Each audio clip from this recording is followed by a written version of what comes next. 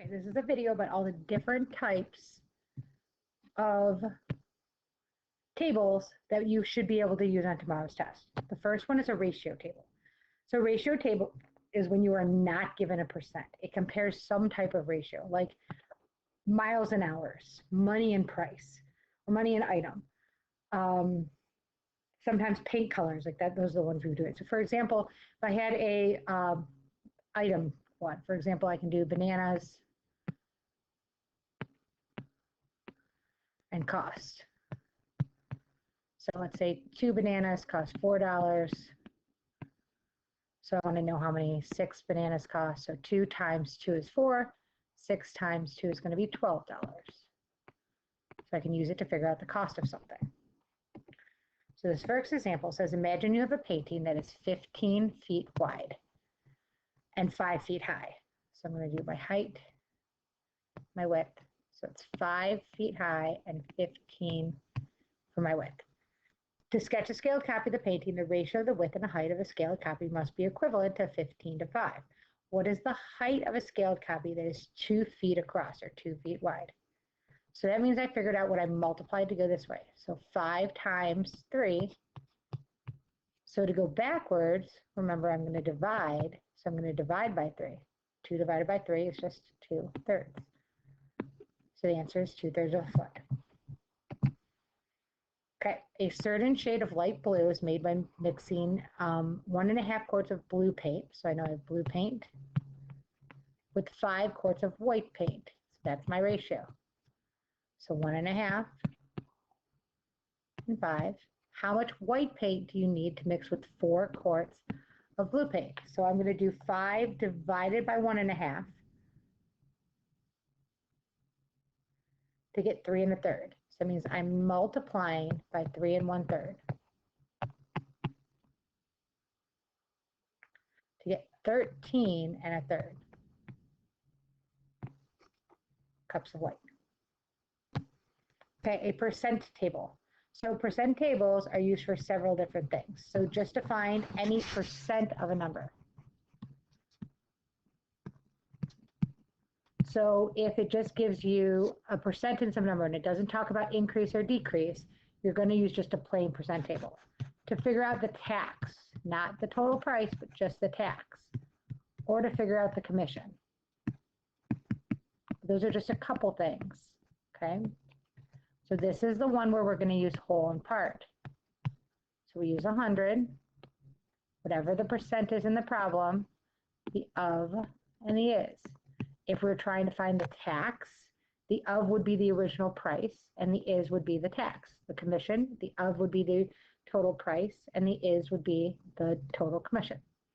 Okay, you can also use it for simple interest. So to find simple interest, we're going to invest $34,100 at 4% for 3 years. So in order to do this, we just find, so we're going to use whole part table, 100, 4% because it's not an increase problem, and 34,100 is going to be our whole. We multiply by 4% as a decimal, which is always going to give us our interest for just 1 year.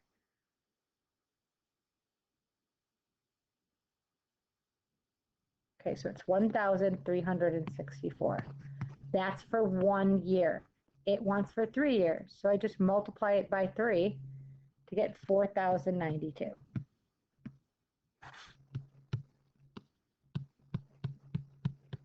So I found the percent of it, and then I multiplied. To find the new balance, I just add the original amount with how much interest I made. That's how much I'm going to get paid on the amount.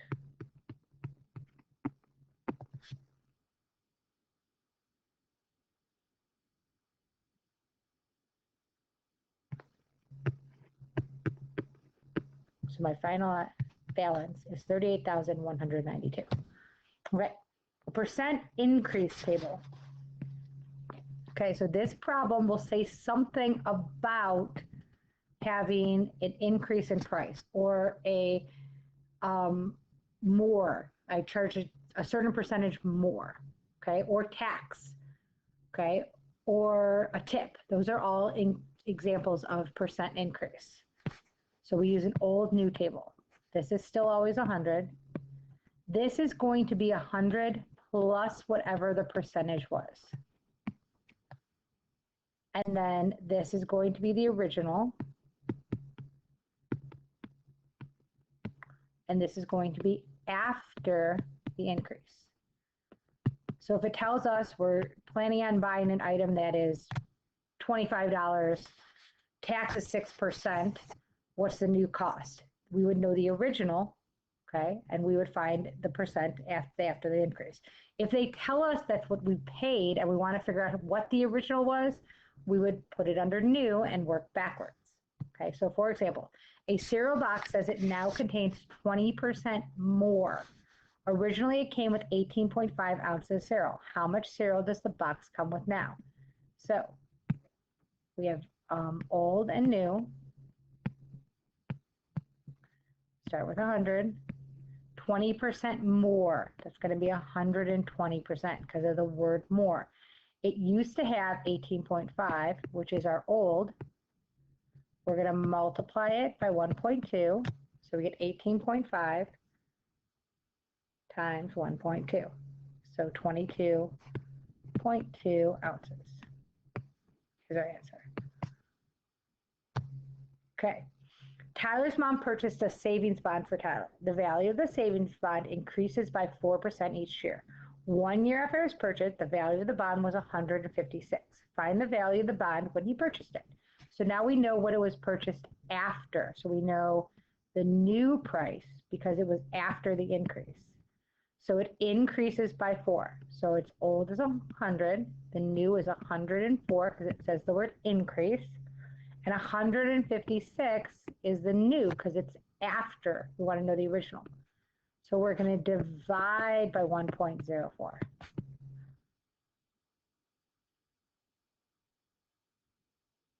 So it's 150. So his mom invested $150. All right, a decrease table. It is just like the increase table, except that we're dealing with a decrease, so we're subtracting. So we still have the old and the new. 100. This is going to be 100 minus whatever the percent is. This is still going to be the original. And this is going to be after the decrease.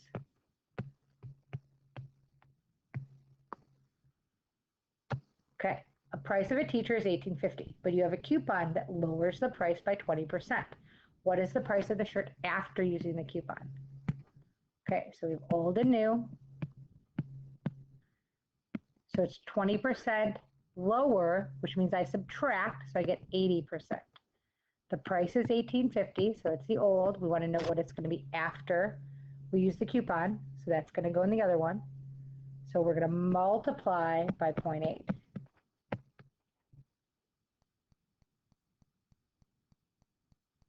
We're going to round it, so it's $23.13 because we're going to round up. That's the new price. Okay, the bike store marks up the wholesale cost of all the bikes they sell by 30%. Andre wants to buy a bike that has a price tag of $125. What was the wholesale cost of this bike? So this is an increase problem. So we know we have old and new, 100.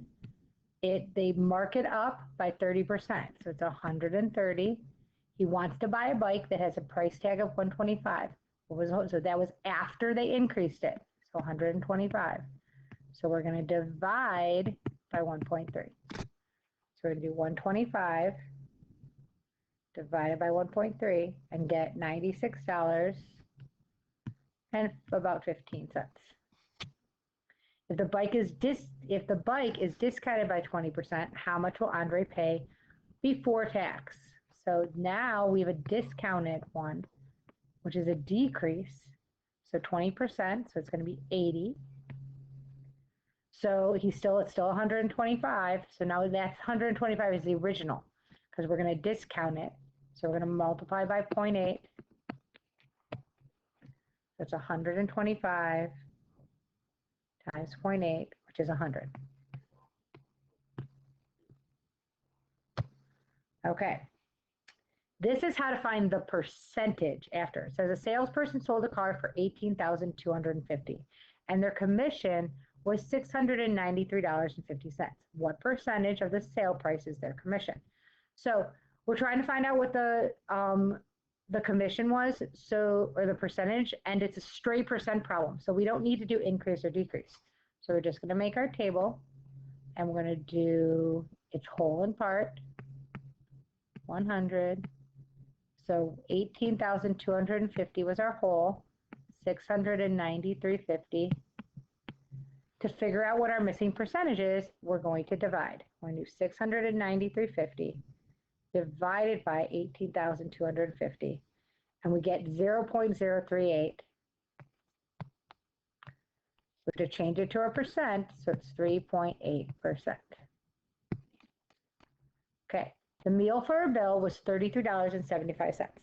The customer left 40%, or $40. What percentage of the bill was their tip? You could do this a couple different ways. One way is just to make a old new table. 100. It was $33.75. They paid 40, and then we're going to divide to get that they paid about 119%. We'll round. So that means the increase, it was a 19% tip because it was 100 and went up 119. The other way to do it was to figure out the tip. So 40 minus 33.75 and put that in our table, and then it would have gone to the straight percent. The original price of a bicycle was $375. Now it's on sale for $295. What percentage of the original price was the markdown?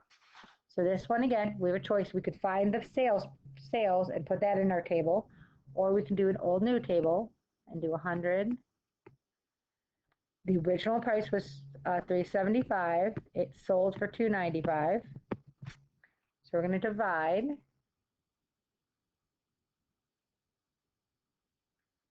It is about, say, 79%. I'm going to round it. So that means we subtract it from 100 to figure out that it's about a 21% discount. Okay, a percent error table. These ones are a little tricky, but this is going to specifically ask for the error. So in this, we have our desired amount and our error. So 100 still goes here. This is going to be the desired, what we wanted. This is going to be the difference. So you subtract the two. And then you use that to figure out what the percent error is, and this is going to be our percentage. Okay, so Claire estimates that her brother is 4 feet tall. When they get measured at the doctor's office, her brother's height is 4 feet 2 inches. Should Claire's or the doctor's measurement be considered the actual height? Explain your reasoning. So the actual height is what they measured at the doctor's office. So the doctor would be the actual height because he measured them. What is the error expressed in inches? The error is 2 inches. What was the error expressed as a percent of the actual height? So when we do this table, this is our desired error. We have 100. We estimated that he was 4 feet tall. He was actually 4 feet 2 inches tall. So 4 feet 12, 48, 50 inches. So he's actually 50 inches tall. The error was 2. To figure out the percentage, we would do 2 divided by 50, which is 4%. So there was a 4% error. Okay, hope that these tables and how they're set up help you for tomorrow's test.